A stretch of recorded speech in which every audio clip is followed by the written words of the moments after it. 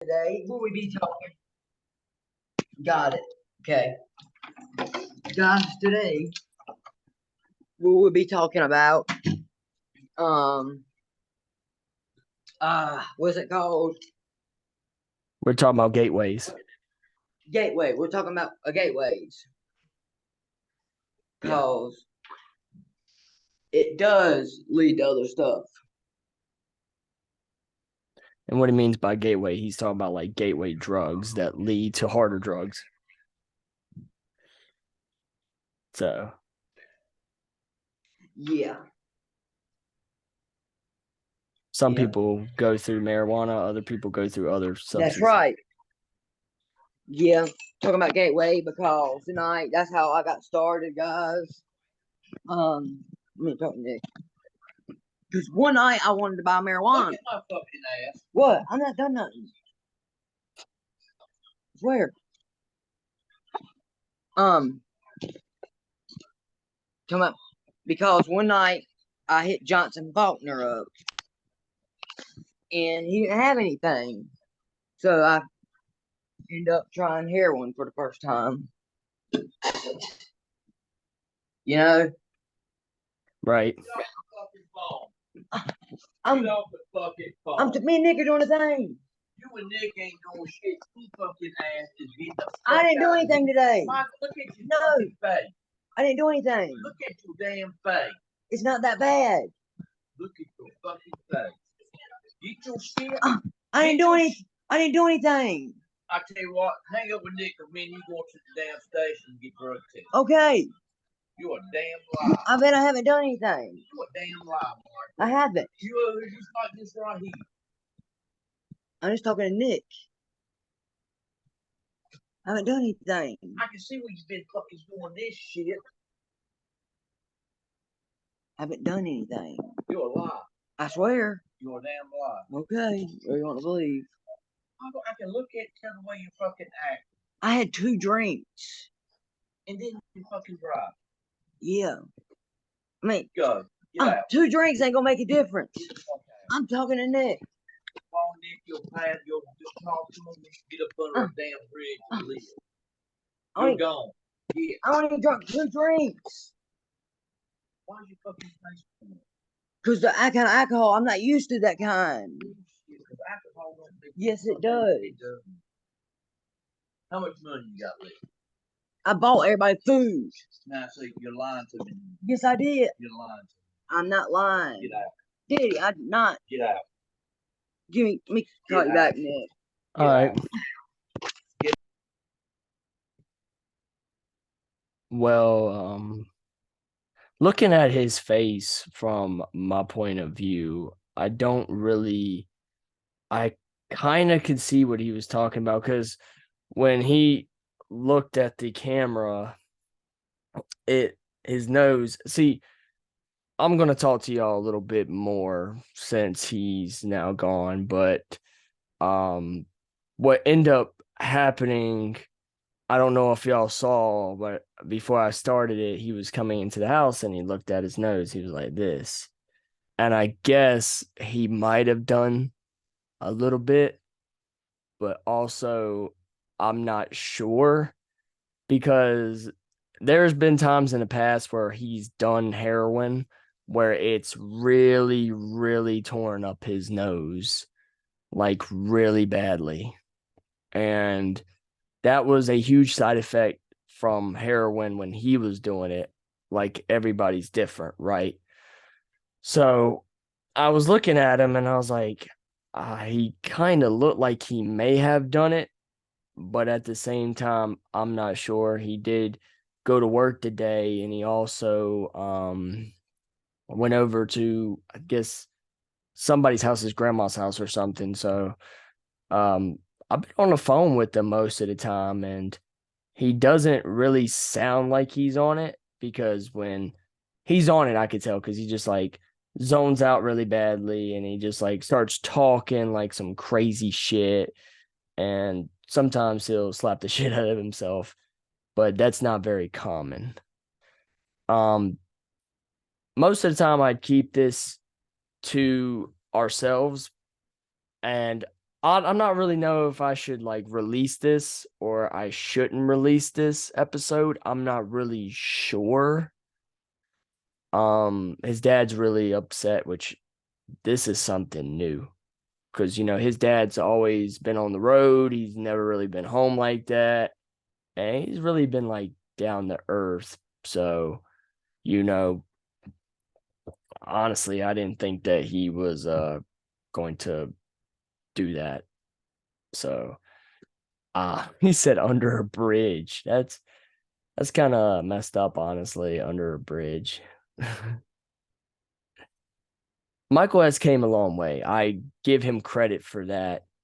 And I understand where his dad's coming from, but he's a little bit late, if you ask me, because he started in 2016. I remember that. And now here we are in 2023. Now you're getting on the ball. It's like better late than never, but at the same time, he said go down to the station and do a drug test. Oh, that's really bad. I wouldn't want to go down to the police station and do a drug test because what if he fails? Like, would they arrest him for that? I don't know. My eyes are darting really bad back and forth. Well, what he wanted to talk about was gateways. Because as somebody that's an addict like he was, I don't know if he really still does it. Like, we all know addicts, some, relapse and some don't. It depends. It'll always be at the back of your mind.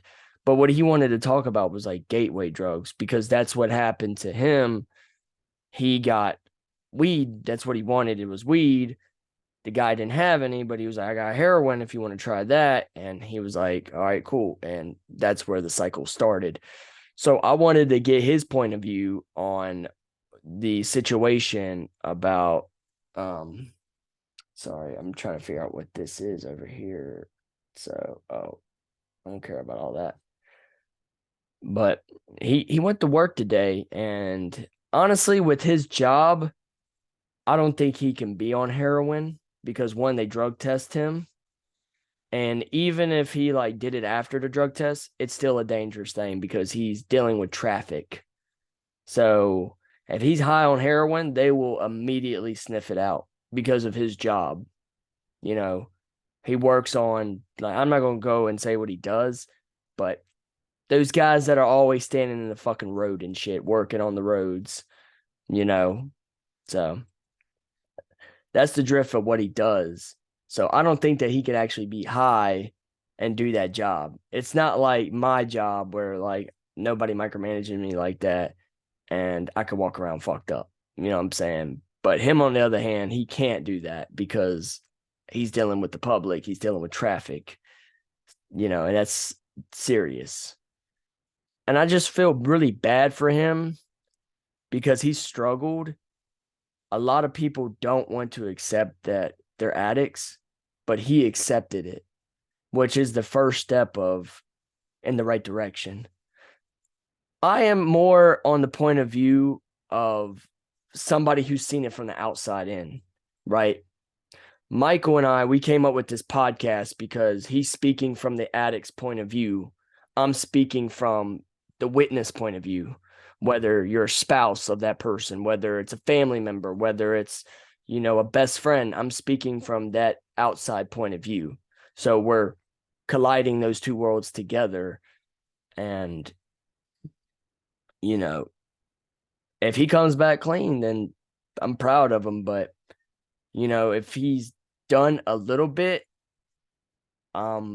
instead of like kicking him out, honestly, because he's not like stealing or doing all this other crazy shit, but I think that he needs to, do a little bit more work because, it's really hard to continue to break that cycle. Like, I'm proud of him because he's been clean for some time, but like I said, his nose did look a little red. He did seem like a little wide-eyed, but at the same time, I can't tell. When he's done a lot, I'm like, yeah, I could tell, obviously. But, I mean, he drove. I don't know. I really can't speak on that. I just wanted him to get better. I just do. My mind is just going a million miles an hour. So it's this whole podcast was all over. We were supposed to do it tomorrow, but he was like, "Hey, we could do it tonight." And I'm like, "All right, cool. We can do this tonight." Right.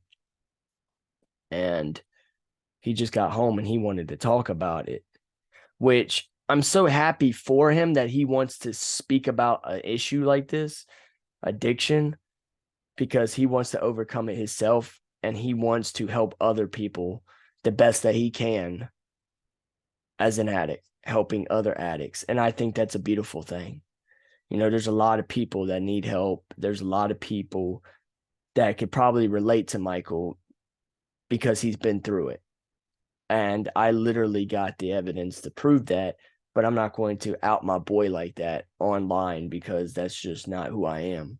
You know, I documented a little bit of his journey, but until he consents, I'm not going to release any video of him jacked up at all. It's not right. It's not right at all.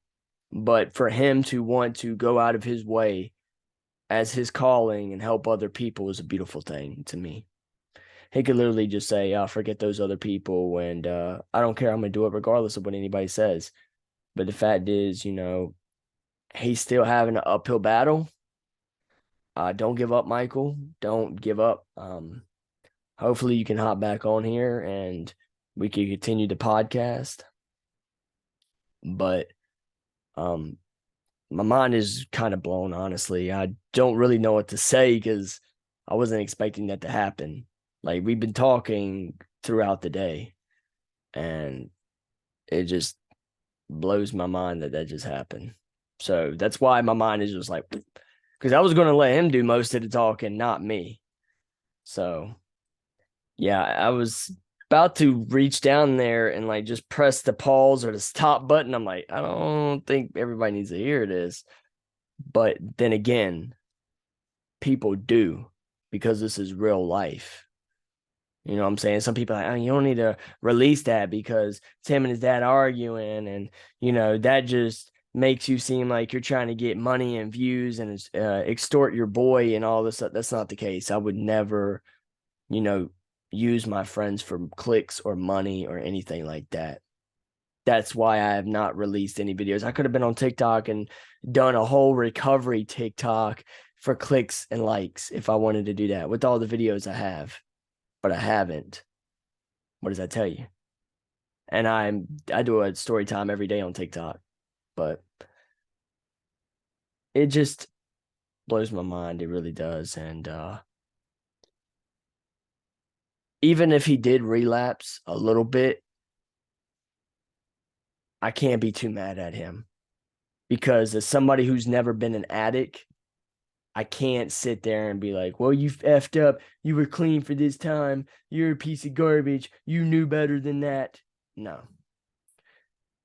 I know what it's like to have urges and dopamine hits and stuff like that. I struggle with my own battles as well.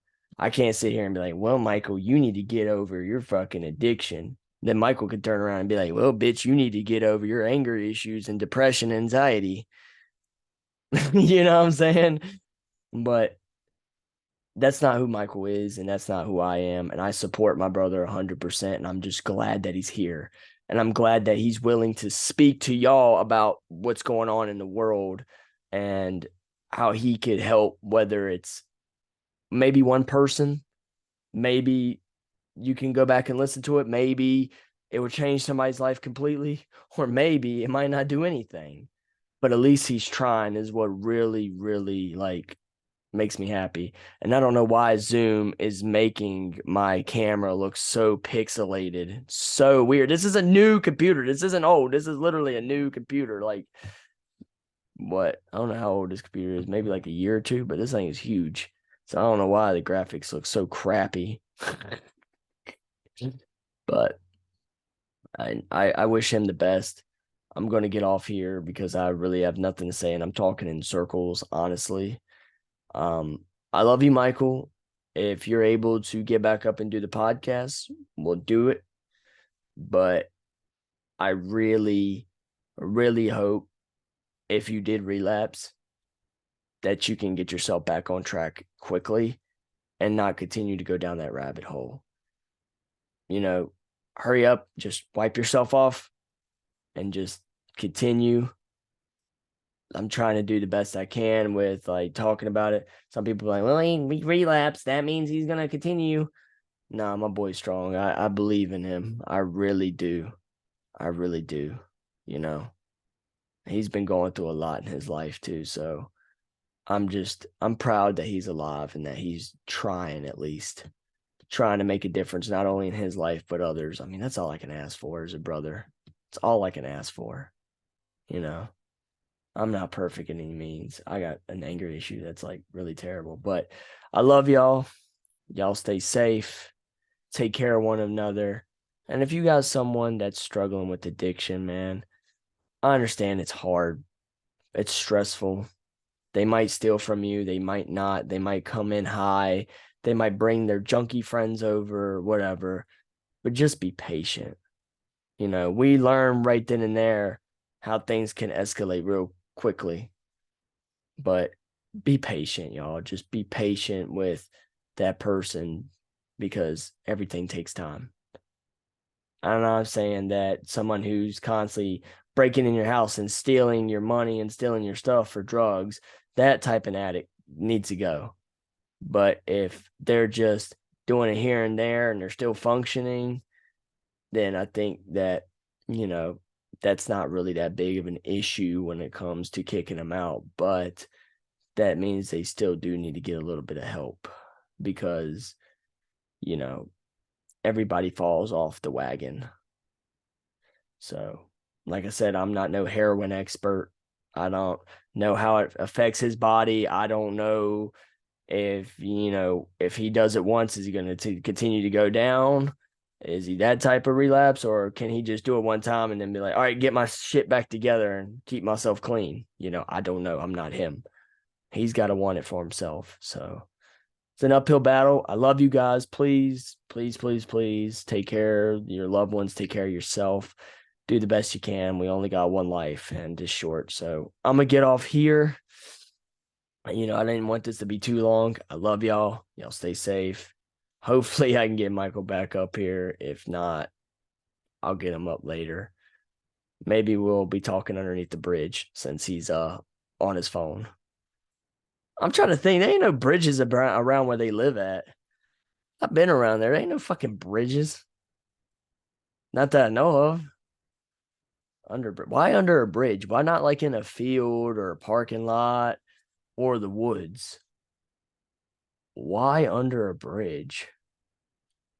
Is that because that's where homeless people mostly hang out at, under the bridge? I'm thinking too much into it. I love you guys. Y'all stay safe, and we will catch y'all in the next episode. I will have him back on eventually. And me and him will probably clear up some things offline. And if we do decide to talk about what we talked about offline, then we'll let y'all know. But if we don't, I'm not going to press him and be like, hey, that would definitely be, using him and extorting him. Like, hey, what happened between you and your dad? Tell me in the audience so we can monetize it. No. So if he wants to speak about it when he gets back, that's fine. But if he don't, he don't. I love you guys. I'm done talking. I'm going to get out of here. Peace.